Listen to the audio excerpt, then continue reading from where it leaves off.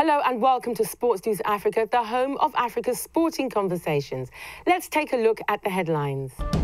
It's all to play for in Group E. Togo need to beat Ghana, but the Black Stars need a point. Eritrea's MICKBIGE has won the first stage of the Tour of Rwanda. And the Volvo Ocean Race gets underway in Cape Town, South Africa.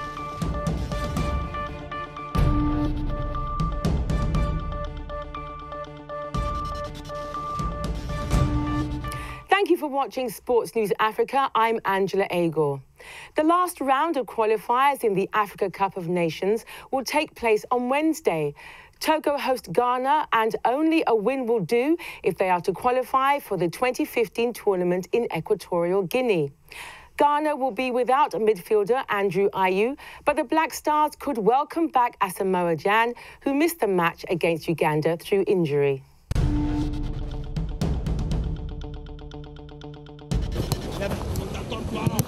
Togo's national football team, the Sparrowhawks, ran out of luck during their Group E clash against visitors Guinea, going down 4-1 in front of bewildered home fans in Lomé last weekend. The team has since returned to training to try and find their winning formula ahead of their crucial final qualifier match against Ghana's Black Stars in Tamale on Wednesday. Togo's Tottenham Hotspur striker EMMANUEL ADEBAYOR admits that the stakes are high. We have a final match against a strong Ghana team where we must deliver.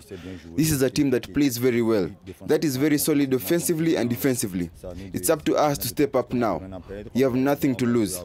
So let's see what happens. It's going to be tough. Adebayor went ahead to add that the team will do everything possible to qualify for the 2015 tournament. As a player, I am getting older, and so I would like as much as possible when it comes to AFCON. I will do everything I can to ensure that my team qualifies on Wednesday. It's not just up to me, but my brothers as well. We will do everything to qualify for the CAN 2015. Chanilet Chakala, Togo's coach, said despite the devastating loss, the team is focused on booking a spot at next year's AFCON. Oui, je pense qu'après cette défaite, indépendant de notre volonté, ça fait partie. We have come to terms with our last defeat. It is part of the game, and that loss had nothing to do with our determination. You have seen the proof this evening. We have been training with plenty of determination. The squad is very calm and collected. We'll try and fight until the bitter end in order to make our countrymen happy. Afin de pouvoir faire plaisir à notre population. Meanwhile, fans wait anxiously for Wednesday's match to see whether their team will qualify for next year's tournament. Ghana tops Group E with 8 points, followed by Uganda on 7, Togo on 6 and Guinea on 4. Any one of the 4 teams could still qualify.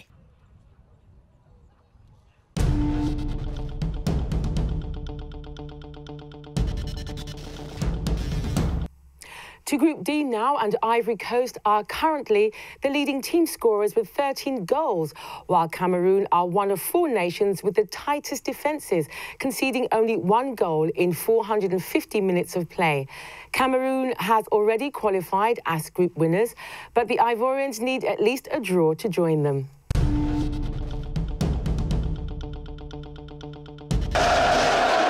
Following Ivory Coast's sensational 5-1 victory against the Democratic Republic of Congo last Friday in Abidjan in a Group D 2015 Africa Cup of Nations qualifiers, coach HERVERENARD has cautioned his players to stay focused on their crucial Wednesday clash against Cameroon. During a post-match briefing, both Renard and Ivorian captain YAYA TOURE said they were proud of the victory but are aware of the task still ahead.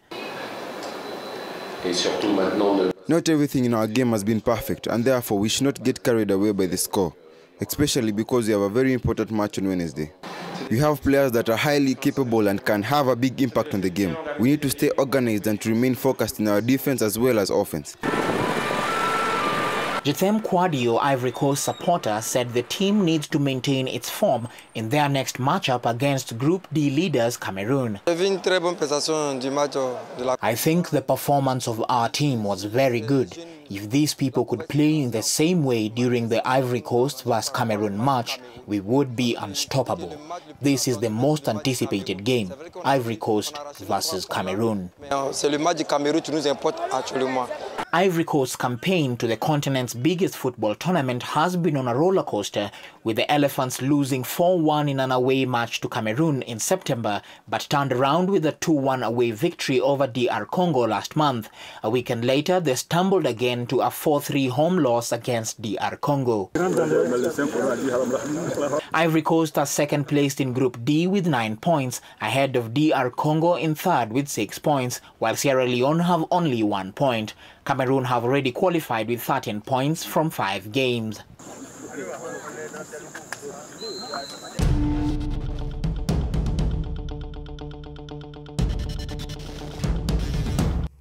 Let's take a look at the last round of qualifiers then. Nigeria will qualify if they beat South Africa, who have already booked their ticket for next year's finals. Congo are still in the equation if the Super Eagles slip up.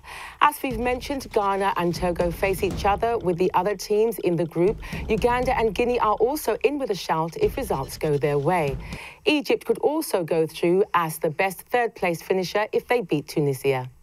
In the Tour of Rwanda, currently underway, Team Rwanda's Karasimbi Hadi Janvier managed to hold on to the yellow jersey despite finishing 27th in the second stage.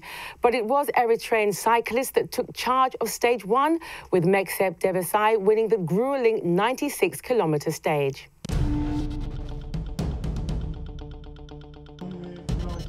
The first stage of the Tour of Rwanda would see the riders cycle 94 kilometres from Kigali to the town of Kibungo in Ngoma district. Ethiopian cyclist Temesgen Buru set the early pace as he tries to get away from the peloton.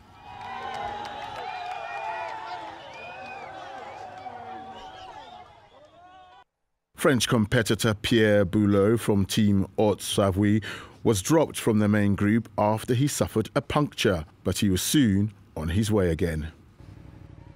Home favourite and yellow jersey wearer Janvier Hadi was showing up well after landing the time trial on Sunday. He stayed in the front rank in his quest to keep the maillot jaune. The 63 competitors sped through the Rwandan countryside, cheered on by hundreds of enthusiastic bystanders. The peloton was still bunched together as the competitors raced towards the end of the stage.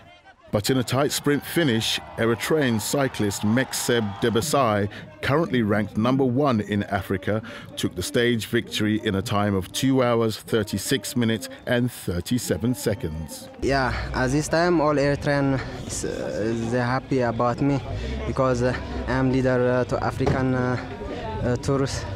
So they are very happy, I think, yeah. We came here only to maintain this leading position in the Africa Tour. The winning stage is the icing on the cake, and if all goes well, we'll try to continue on the same path. But until the finish line is crossed, nothing is guaranteed. Because I know cycling, and even if a rider is on bad form on the first day, he may progress over the coming days and recover for the end of the tour.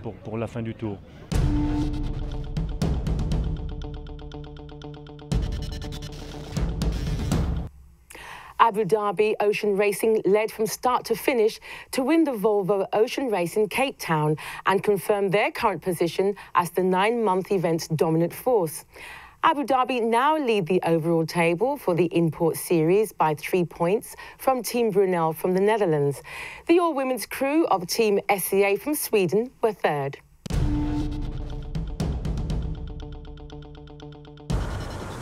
"64 sailors from 7 teams set sail for the second leg of the Volvo Ocean Race that is over 6,125 miles and will be covered in 3 weeks under extreme weather conditions. Team Abu Dhabi was the first team to dock in Cape Town during the 27 days long first leg, which started in Alicante, Spain.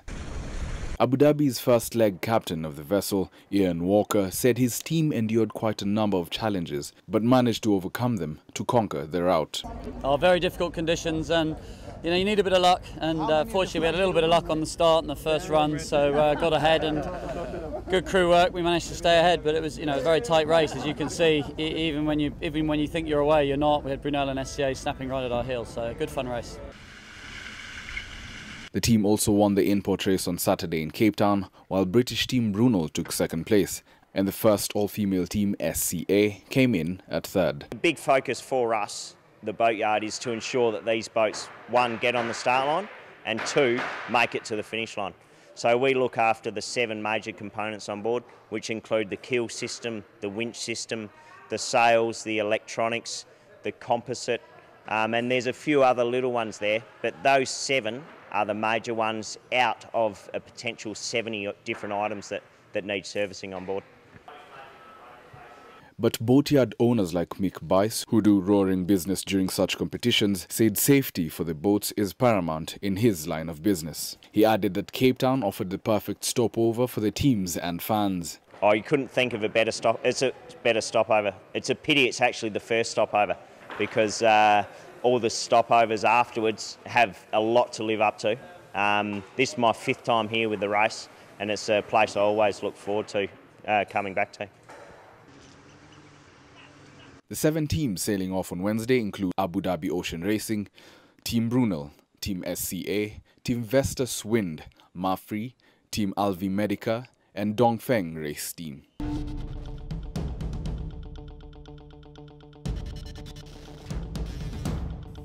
You're watching Sports News Africa. Ugandan rider Maxime Van P has stretched his lead in the MX1 category in the National Motocross Championships that took place at the Uganda Sports Arena in Busika. The win puts Van P in the pole position to win his first title.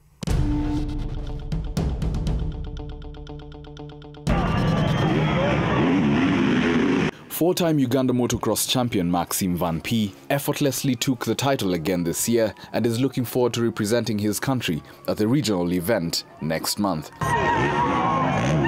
The event brought together more than 60 riders, including 2 international riders from Germany and Israel. This is great, man. This is exactly what I needed. I needed a race like this.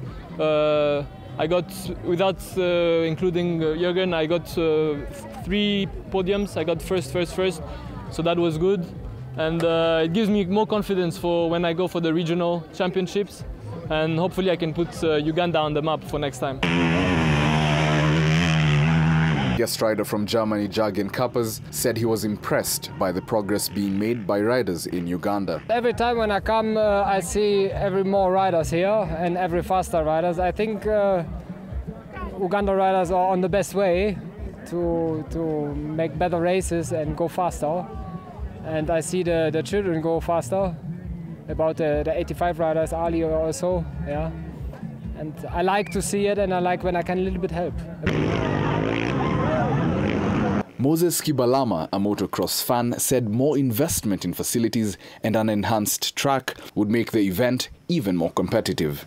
We just need more preparations because we have good riders, we have good drivers. So we just need good preparations, good tracks, so that for some preparations to go well. You know, here in Uganda we lack some tracks, good tracks, but other countries have good tracks. The riders will now prepare for the East African Motocross Challenge, which is set to take place in the 2nd week of December in Kampala, Uganda.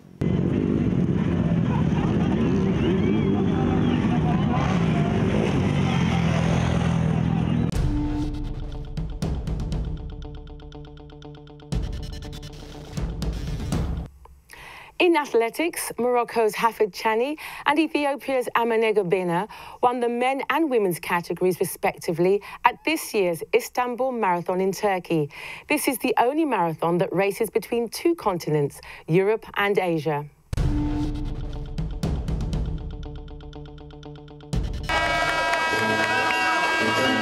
Thousands of local and foreign runners crammed in Turkey's largest city, Istanbul, to take part in this year's edition of the Istanbul Marathon. The 42-kilometer marathon is unique because it is the only foot race on Earth that crosses 2 continents, beginning 300 meters from the Bosphorus Bridge on the Asian side, crossing to Besiktas before heading south along the European coast and back to Istanbul's historic Sultan Ahmet district.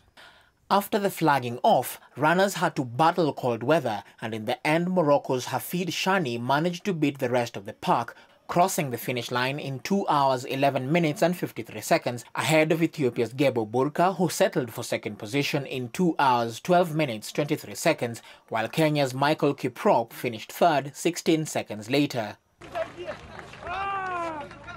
Ethiopia's Amane Gubna emerged victorious in the women's category, finishing the race in 2 hours 30 minutes and 38 seconds, ahead of compatriot Salome Gednet and Ukrainian Olina Burkovska, respectively.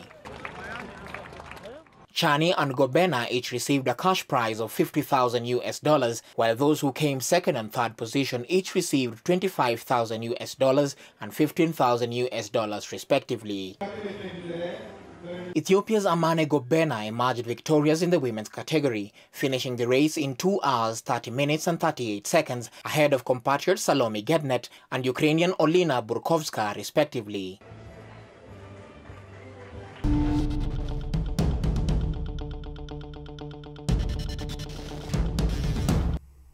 And that's the end of Sports News Africa for today. Join us again tomorrow when we bring you all the latest from Africa and around the world. Bye for now.